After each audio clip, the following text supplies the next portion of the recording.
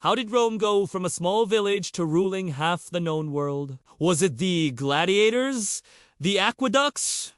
Or was it the marble statues? We're about to find out in this episode of Time Travel. When I tell you the story of Rome, I have to start with the Big Bang. Well, not that one yet. I'm talking about the legend of Romulus and Remus. Legend has it that these twin brothers were left in the woods to die because their mom, Princess Rhea, was already married to the king and couldn't have more babies. Luckily, a she-wolf found them, adopted them, and brought them back to her den. She nursed them, raised them as her own, and fed them milk. When the boys were old enough, they left the den and founded the city of Rome.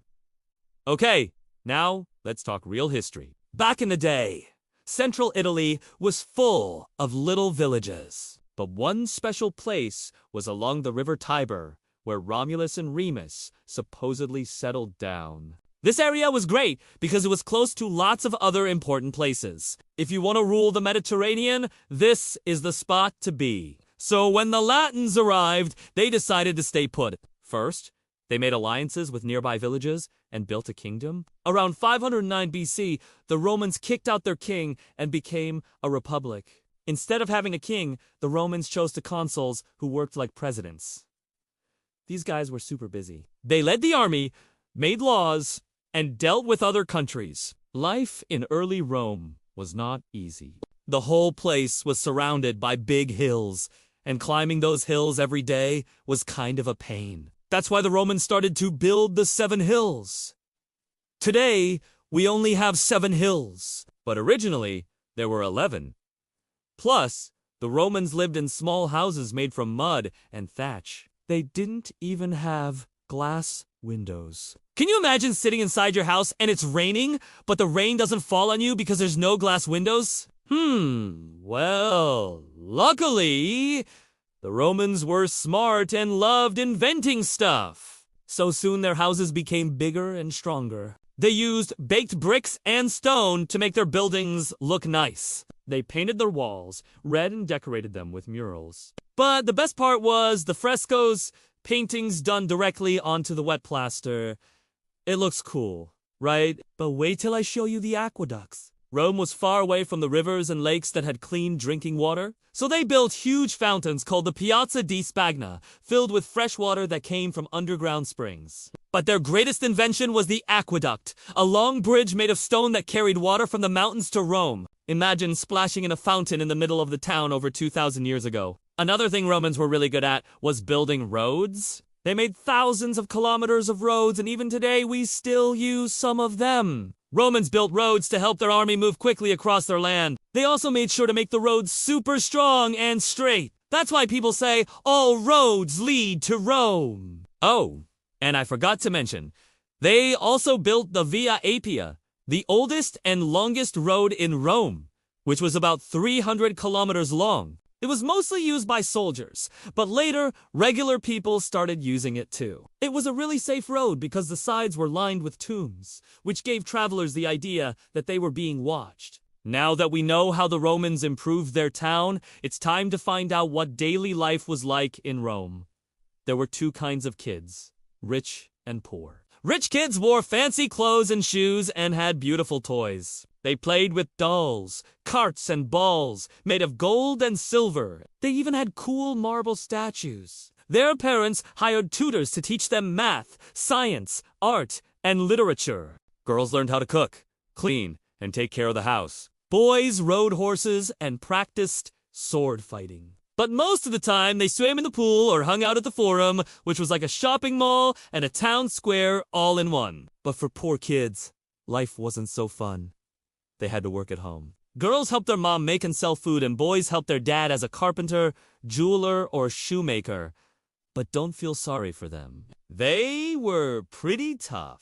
Poor kids joined groups called a coed viac, where they did whatever they could to make money. They sold flowers, fruits, fish, or other goods. Sometimes they even stole, yikes! To get money, poor kids didn't have toys, but they did have games. They played with marbles by shooting them around with a little stick. They jumped rope and played hopscotch, and they loved kart racing. For entertainment, Romans loved throwing parties. especially festivals. During these times, the whole town came together to celebrate with parades, contests, and fireworks. All the free citizens could attend, and the higher the social class, the better seats you got. And don't forget the gladiator games. The Colosseum was the biggest amphitheater in Rome, where they held athletic events and mock battles. The fights between gladiators were super popular. These warriors were like superheroes. They trained hard and fought in armor. They also fought wild animals from all over the empire. Kids loved going to watch these fights, but I bet the gladiators liked the attention too. Life in ancient Rome was a big party. Families got together to eat lots of delicious food. Adults talked while kids played and ran around. They ate all kinds of yummy things, like bread, olives, fruit, and cheese. Rich families even had snails, flamingo, and peacock. They cooked these fancy meals in bronze pots, poured wine, and served it in cups made of ivory. Sound delicious. Let me introduce you to the head of the household, the pater familias. He was usually the oldest male in the family, and his word was law. He could make decisions for the entire family, like arranging marriages for his kids. But life wasn't so bad. Sons usually helped their father in business and learned how to read and write. When they got married, the son and his wife moved in with their parents, and the son became responsible for taking care of everyone. Daughters stayed at home until they got married. Then they moved in with their husband's family. That sounds like a lot of family time. In Rome, the people were divided into different groups depending on what they did. There were merchants, farmers, craftsmen, traders, and slaves. Slaves were people captured during the wars. And sadly, they weren't treated very well. They worked long hours for no pay, and if they tried to run away, they'd get punished. Women were also separated into groups based on their wealth. Wealthy women stayed at home and managed the house and property. They had servants to help them, and they could spend money on fancy clothes and jewelry. Poorer women worked outside the home, and they sold food or handmade items. Next, let's meet the Senate, a group of older men who helped the consuls make decisions for the city. Not everyone could join the Senate, though. Only wealthy men who owned property could become senators. Now, here comes the craziest part. The emperors.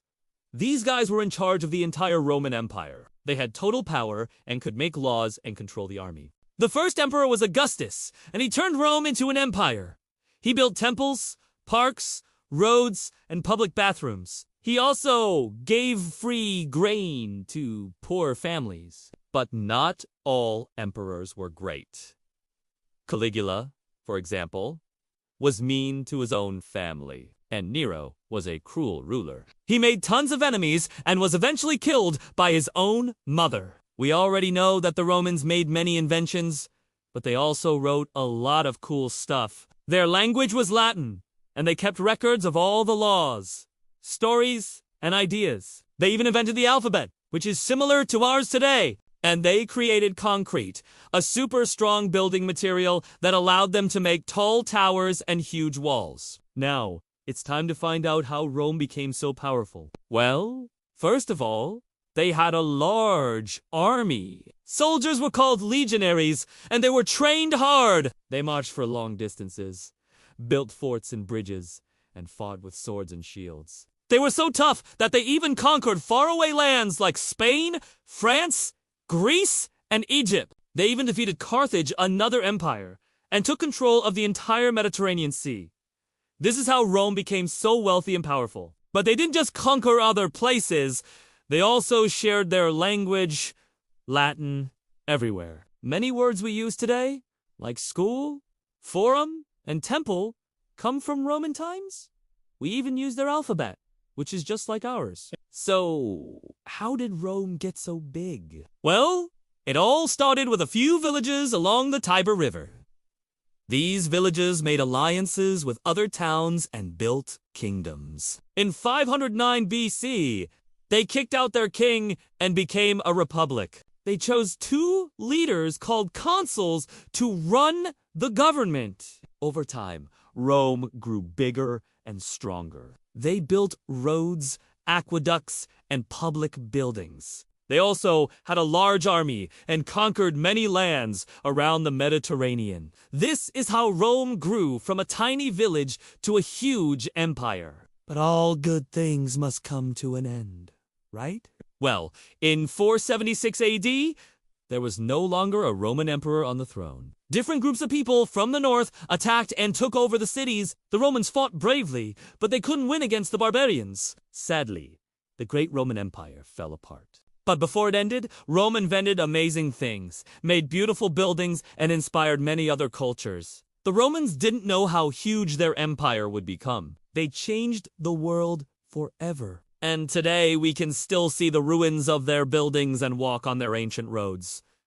Who knows? Maybe someday you will all travel back to ancient Rome and experience life in the greatest city in the world. All right, history detectives, it's time to put on your thinking caps and solve this case. What was the most surprising thing you learned about Rome? Let me know in the comment section below. And if you're ready for more historical mysteries, don't forget to subscribe. We have so many more adventures waiting for you. See you next time.